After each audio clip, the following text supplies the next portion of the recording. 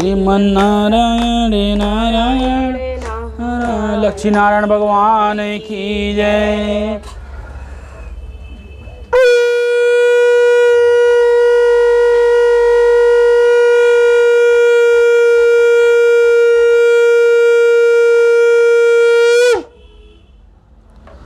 बोलो श्री लक्ष्मी नारायण भगवान की जय।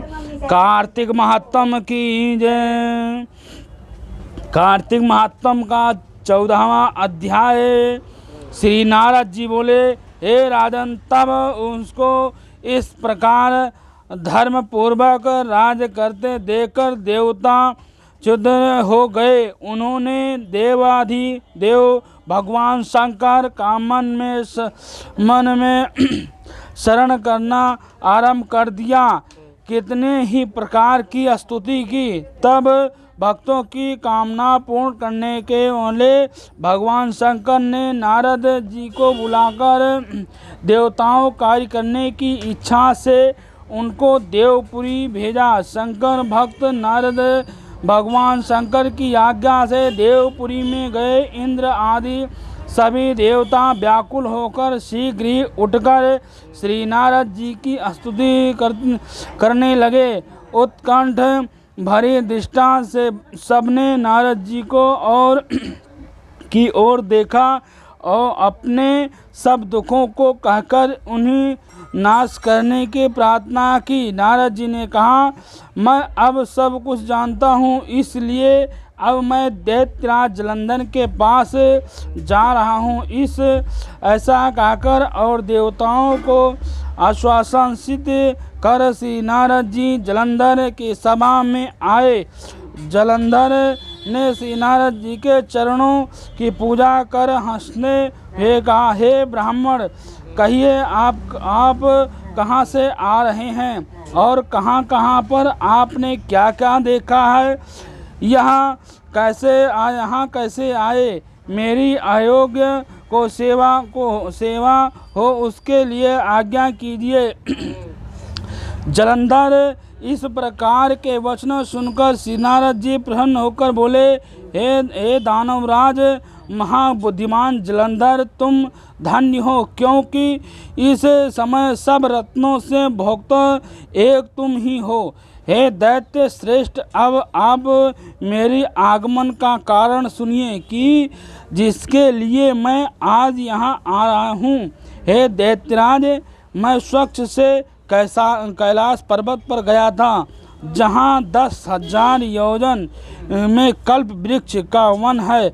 वहाँ मैंने सैकड़ों काम धेनु को विचित्र हुई देखा तथा यह देखा कि वहाँ एक वन चिंतमणि से प्रकाशित परम दिव्य अद्भुत और सब स्वर्णमय है। मैंने वहाँ पार्वती के साथ स्थित शंकर को भी देखा, तो सर्वमंगल सुंदर गौरव त्रिनेत्र और मस्तक पर चंद्रमा धारण किए हैं। यह देखकर मुझे बड़ा आश्चर्य हुआ कि इनके समान समुद्रशीलता त्रिलोकी में कोई है ही नहीं है। हे दैत्यराज, उसी आप मुझे तुम्हारी भी समुद्रता का स्मरण हुआ और मैं यहाँ देखने की इच्छा से मैं तुम्हारे पास चला आया। यह सुनकर जलंधर को बड़ा हर्ष हुआ।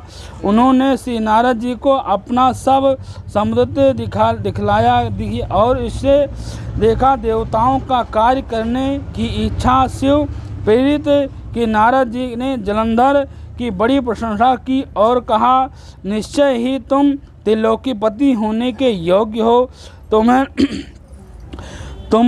तुम्हारे लिए ऐसा ही होना चाहिए। विचित्र बात नहीं है, मैं देखता हूँ कि और तुम्हारे पास सब कुछ है और किसी बात की कमी नहीं है।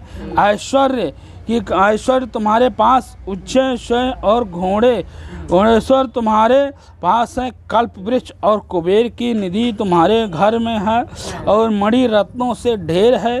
तुम्हारे यहाँ लगे हुए और ब्रह्मा की हंसयुक्त विमान भी है तुम्हारे पास, और धोलोक पाताल और पृथ्वी का जितने की रत्न आदि वह सब तुम्हारे पे ही है।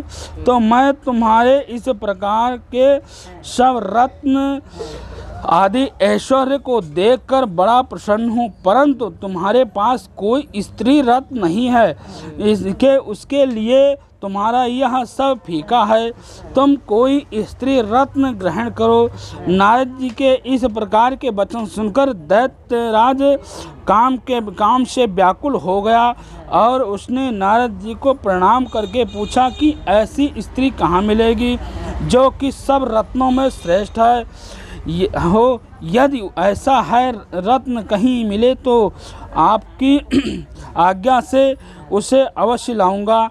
नारद जी ने कहा, ऐसा रत्न तो कैलाश पर्वत पर ही योगी शंकर के पास है।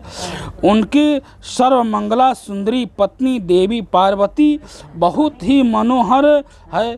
उनके सामने सुंदरी मैंने आज तक नहीं देखी है। शंकर की बढ़कर समुद्रमन दूसरों को कोई नहीं है, इसलिए इस रत्न की महिमा तीनों लोकों में कहीं पर भी नहीं है। तभी तो परम वीरवक्त आत्मराम शंकर की उसने बस में हो गए हैं। देवर्षि नारद उस दैत्य से ऐसा करने की इच्छा से आकाश मार्ग में चले गए। बोलो श्री कृष्ण भगवान की जय। श्रीमन्नारायण नारायण नारायण, श्रीमन्नारायण नारायण नारायण, श्रीमन्नारायण नारायण नारायण, श्रीमन्नारायण नारायण नारायण। श्री लक्ष्मी नारायण भगवान की जय।